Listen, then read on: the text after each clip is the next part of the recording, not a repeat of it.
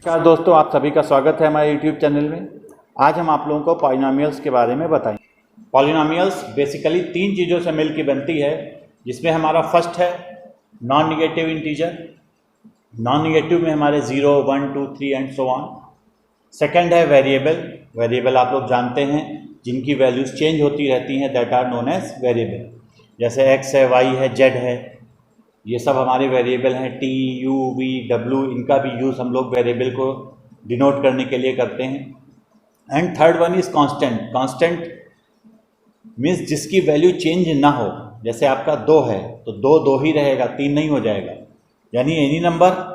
और कभी कभी हम लोग a, b, c, d का भी यूज़ करते हैं। कांस्टेंट को शो करने के लिए हम लोग a, b, c, d का यूज़ करते हैं, और वेरिएबल को डिनोट करने के लिए ज़्यादातर x, y, z का यूज़ करते हैं।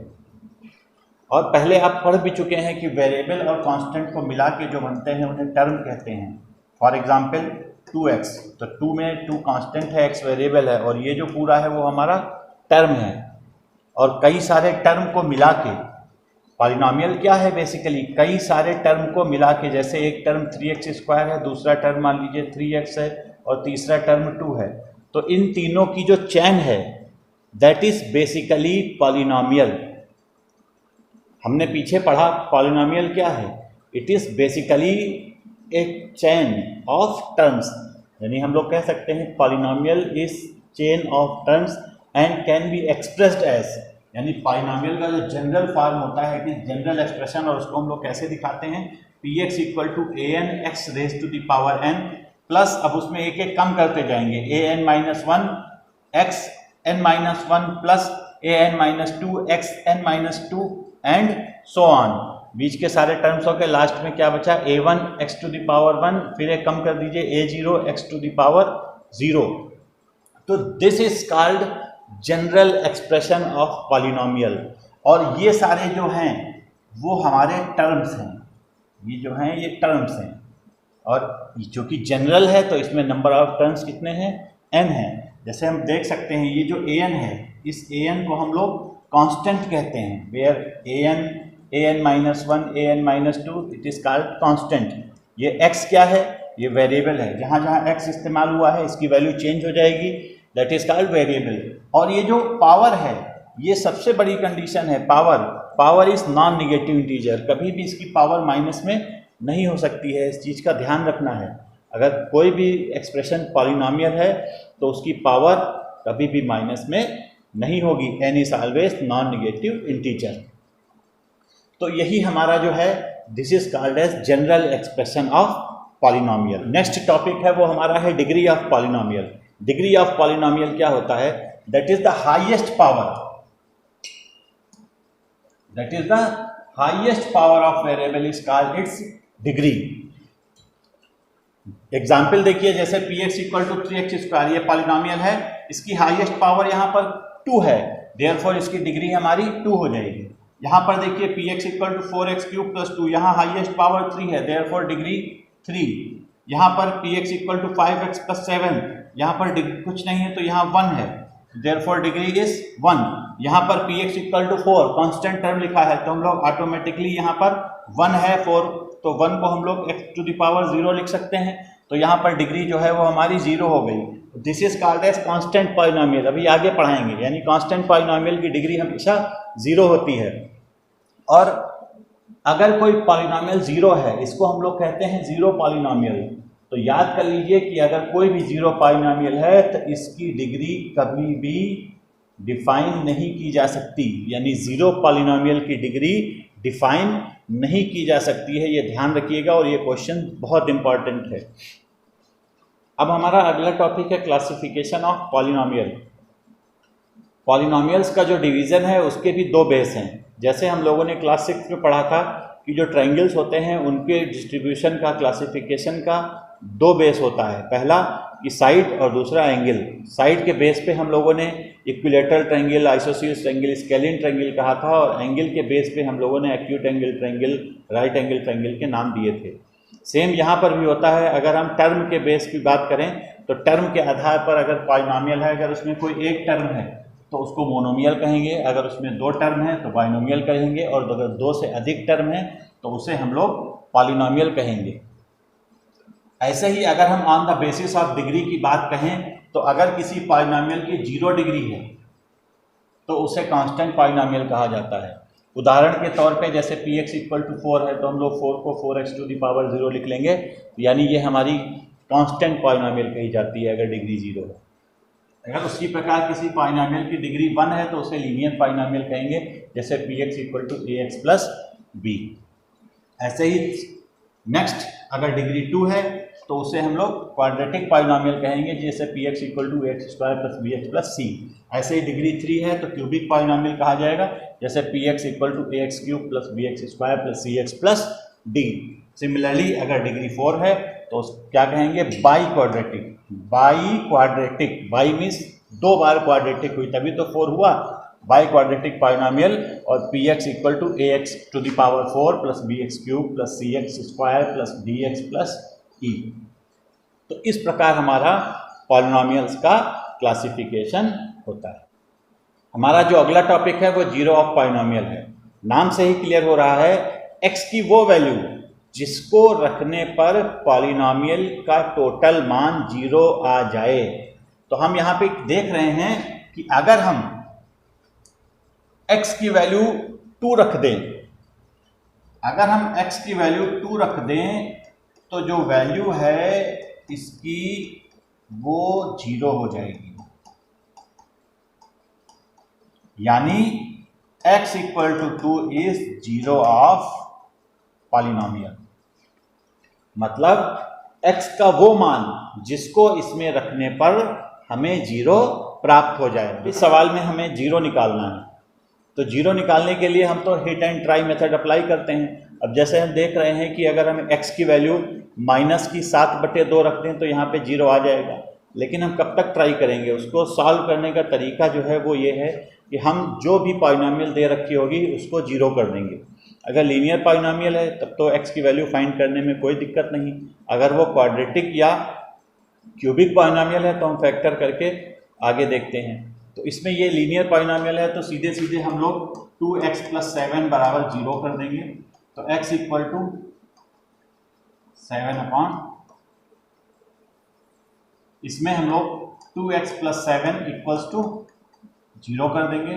तो 2x इक्वल टू -7 यानी x इक्वल टू -7/2 आ जाएगा। इसी प्रकार का एग्जाम्पल है, इसको देखिए, ये हमारी क्वाड्रेटिक पॉलिनोमियल है। इसमें क्या है, x square plus 7x plus 12। इसका क्या करेंगे हम लोग, लास्ट ईयर पढ़े हैं, फैक्टर कर डालेंगे। जब हम इसके फैक्टर करेंगे तो वो फैक्टर आएगा x प्लस 3 और दूसरा आएगा x प्लस 4। एक क्योंकि हमको 0 निकालना है तो इनके प्रोडक्ट को 0 के बराबर कर देंगे। तो आपको मालूम है अगर किसी भी दो संख्या का प्रोडक्ट 0 है तो या तो पहली संख्या 0 होगी या तो दूसरी होगी, दोनों में से कोई एक संख्या 0 जरूर होगी। तो हम एक एक करके दोनों को 0 रखेंगे। पहले क्या करेंगे हम लोग, x प्लस 3 को 0 रखेंगे तो x बराबर -3 आएगा। ऐसे ही x प्लस 4 बराबर 0 रखेंगे तो x बराबर -4 आएगा। तो हमारे जीरोस क्या हुए, -3 और 4। हमारा जो अगला एग्जाम्पल है वो क्यूबिक पॉलिनोमियल का है। इसको हम लोग सॉल्व करके देखते हैं। यहां पर देख रहे हैं इन दोनों में x स्क्वायर कॉमन है, ऐसे ही इन दोनों में -1 कॉमन है। अब इन दोनों टर्म में x प्लस 1 कॉमन है। यहाँ बचा x स्क्वायर, यहाँ बचा -1। a square minus b square की आइडेंटिटी लगा देंगे क्योंकि हम लोग 1 को 1 का स्क्वायर लिख सकते हैं। तो ये हो गया हमारा x प्लस 1 x -1, यानी टोटल जीरोस हमारे फिर 3 आ गए। देखिए अगर x प्लस 1 इक्वल टू 0 करते हैं तो पहला 0 जो होगा वो -1 आएगा, दूसरा 0 जो होगा वो हमारा -1 आएगा और तीसरा 0 जो है वो +1 आएगा। तो हमने देखा कि यहाँ 3 0 आ गए, यानी अगर डिग्री 3 है तो उसके मैक्सिमम जीरोस 3 होंगे।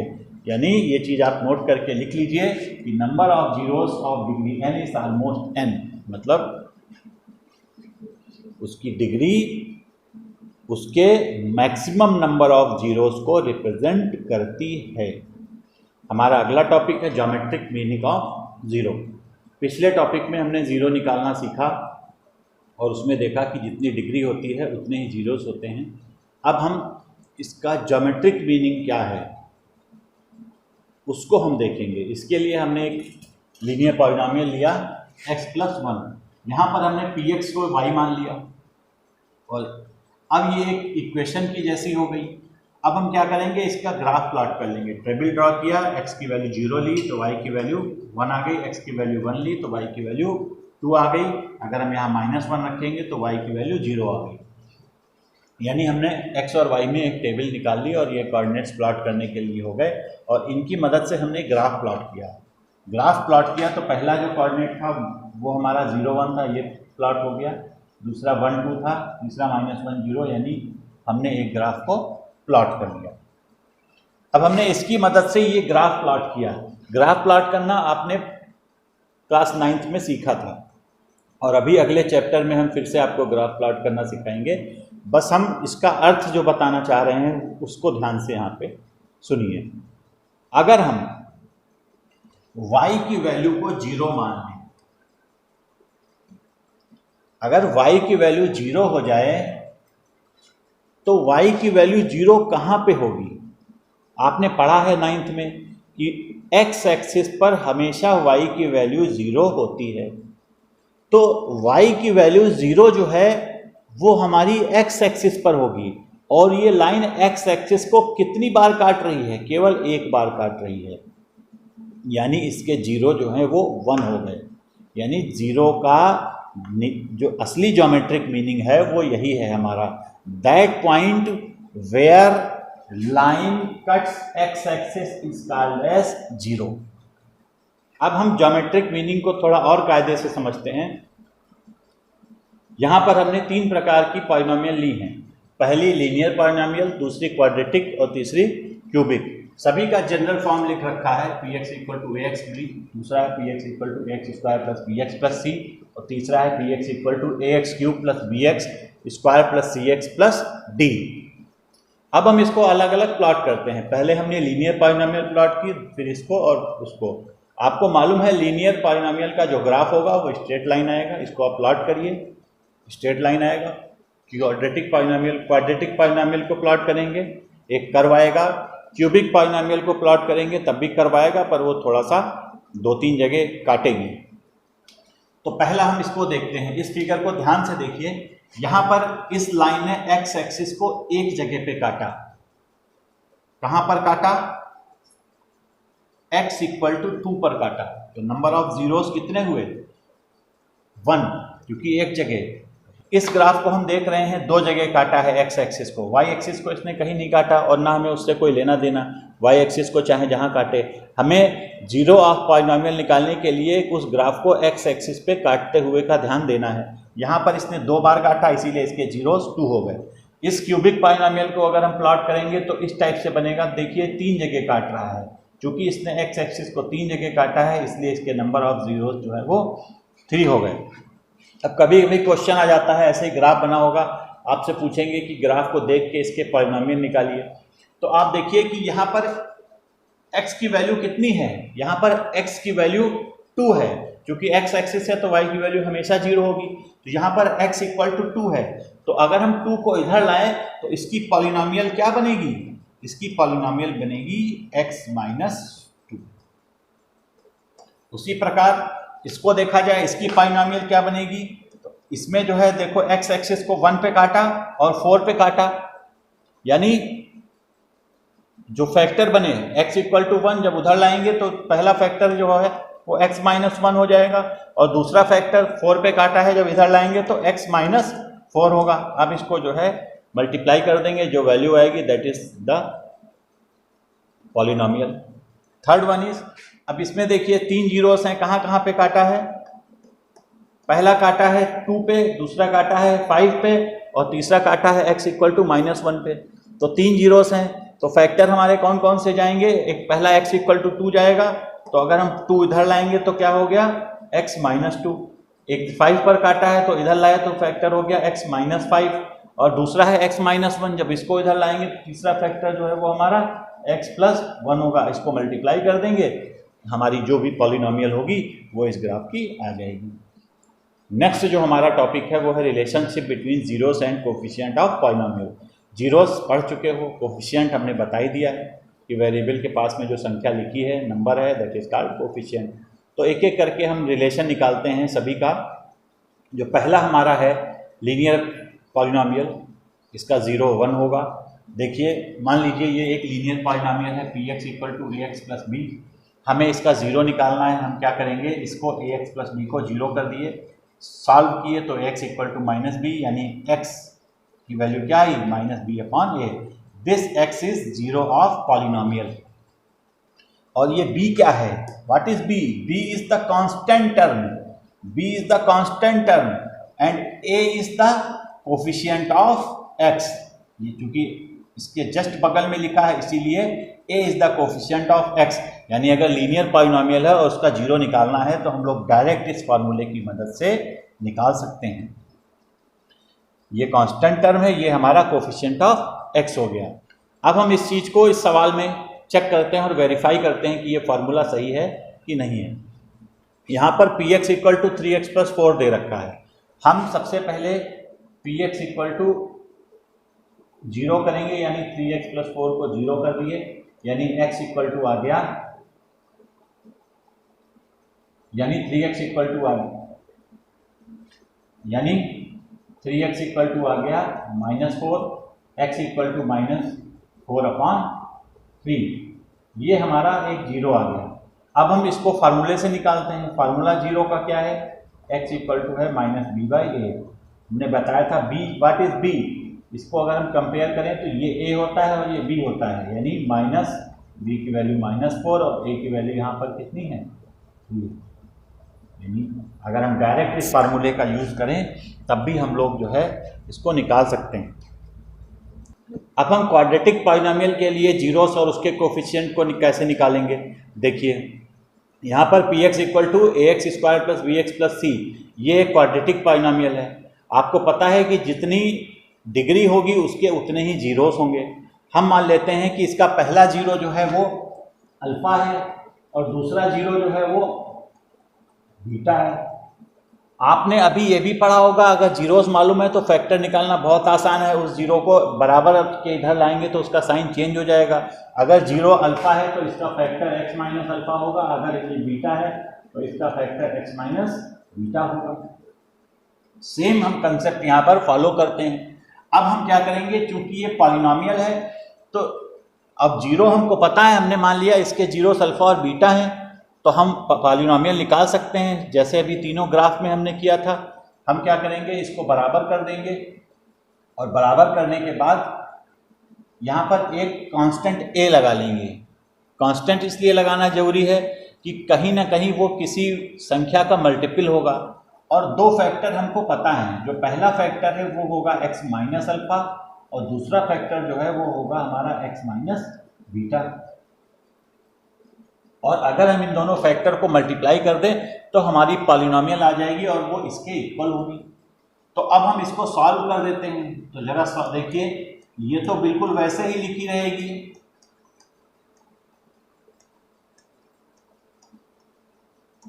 लेकिन जब हम इसको सॉल्व करेंगे, मल्टीप्लाई करेंगे, तो ये कुछ इस प्रकार प्राप्त होगी, x square minus alpha plus beta x plus alpha beta.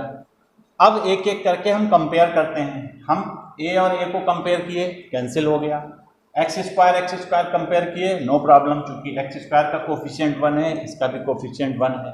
अब बीच में x वाले को कंपेयर करते हैं, तो यहाँ पर x को कंपेयर कर रहे हैं तो b/a आ रहा है, और यहाँ पर कंपेयर कर रहे हैं तो अल्फा प्लस बीटा आ रहा है। यानी अगर कंपेयरिंग ऑन बोथ साइड्स करें, कंपेयरिंग ऑन बोथ साइड्स, तो हमें अल्फा प्लस बीटा की वैल्यू जो प्राप्त होती है वो b/माइनस b/a प्राप्त होती है। और अल्फा बीटा यानी अल्फा प्लस बीटा को सम ऑफ रूट्स कहते हैं, अल्फा बीटा को, प्रोडक्ट ऑफ रूट्स कहते हैं। और ये हमारा देखिए अल्फा बीटा कितना हुआ, C/A। तो अल्फा और बीटा ये हैं क्या, दिस इज जीरोस। ये और ये क्या है, कोफिशिएंट। इस पॉलिनोमियल को देखिए तो ये ABC ये कोफिशिएंट हैं, और ये जो x लिखा है दिस इज द वेरिएबल, और जीरोस हमने क्या माने हैं, अल्फा और बीटा।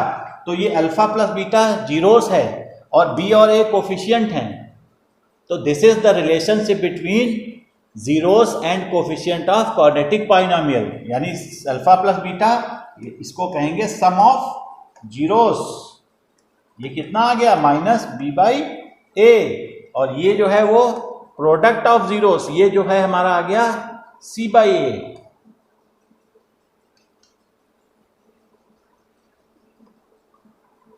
ये प्रोडक्ट ऑफ जीरोस,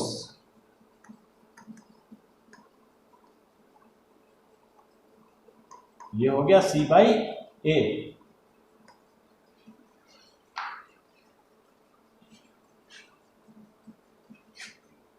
इस प्रकार हम लोग क्वाड्रेटिक पॉलिनोमियल का जीरोस और कोफिशिएंट का रिलेशन फाइंड कर लेते हैं। नेक्स्ट जो है, जो आपके प्रॉब्लम्स आती हैं वो वेरिफिकेशन पे आती हैं। देखिए, find zeros of x² + 7x + 10 and verify relationship between zeros and coefficient. अब इसको हम लोग किस टाइप से करेंगे, हमारे पास जो पॉलिनोमियल है उसको px मान लिया, x² + 7x + 10। अब इसके फैक्टर कर लिए,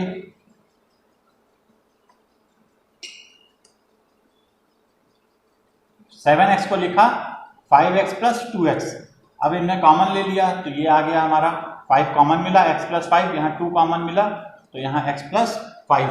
अब इन दोनों में x + 5 कॉमन ले लिए तो एक फैक्टर x + 5 आया, दूसरा फैक्टर x + 2 आया। अब हम 0 निकालेंगे तो x + 5 = 0 करेंगे तो x = -5 आ गया, यानी पहला 0 -5 हो गया, दूसरा 0 -2 हो गया। अब हम इसको वेरीफाई करेंगे। वेरीफाई करने के लिए हमने फार्मूला पढ़ा है alpha plus beta = -b/a। Alpha कहाँ से निकालेंगे, ये है हमारा अल्फा -5, बीटा -2, b क्या है, देखिए जो पॉलिनोमियल है इसमें ये जो पहला वाला है ये a है, ये b है और ये c है।